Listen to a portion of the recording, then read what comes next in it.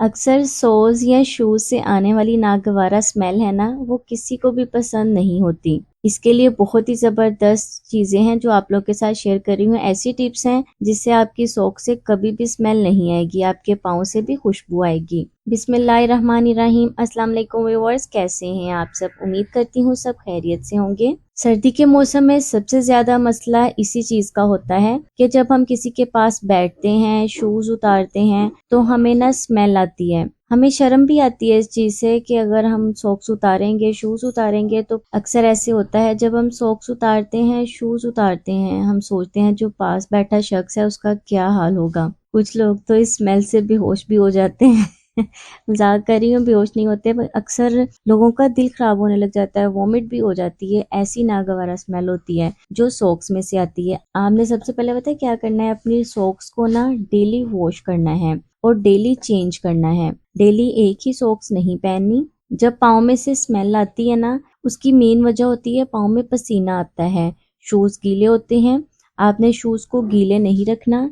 हमेशा जब भी आपने शूज चेंज करने हैं ना, तो आपने शूज को धूप में रखना है। कुछ टिप्स आप लोगों के साथ शेयर कर रही हूँ। सर्दियों के मौसम में जैसे कि लोगों को स्मेल का मसला होता है, और सर्दी के मौसम में ये चीज भी बहुत कॉमन होती है, ऑरेंज के जो पील है ना, आपने इसके पील्स ले लेने हैं, छिलके ऑरेंज के छिलकों को आपने अपने शूज में रखना है। रात को सोते वक्त शूज में रख दें। ऑरेंज के छिलकों की जो स्मेल है, इससे आपके शूज में से आने वाली स्मेल खत्म हो जाएगी। अगर आपके पास ऑरेंज नहीं है तो मौसमी, संतरा, किसी भी चीज का छिलका ले लें। उसके अलावा ये चीज़ है मेरे पास लेमन के छिलके जो हम यूज़ करने के बाद फेंक देते हैं, आपने इसको फेंकना नहीं है। आपने लेमन यूज़ करने के बाद लेमन के जो छिलके हैं ना, उन्हें अपने शूज़ में रखना है। सारी रात छिलके पड़े रहने दें और सुबह को रिमूव कर दें, शूज में से निकाल दें। निकालने के बाद अपने शूज को पहनेंगे ना, तो आपके शूज से कभी स्मेल नहीं आएगी। ये है मेरे पास फटकरी, ये आपको पंसार की शॉप से आसानी से मिल जाएगी। इसके बहुत से तरीके हैं शूज की स्मेल खत्म करने के लिए, पसीने की स्मेल खत्म करने के लिए इसका इस्तेमाल किया जाता है।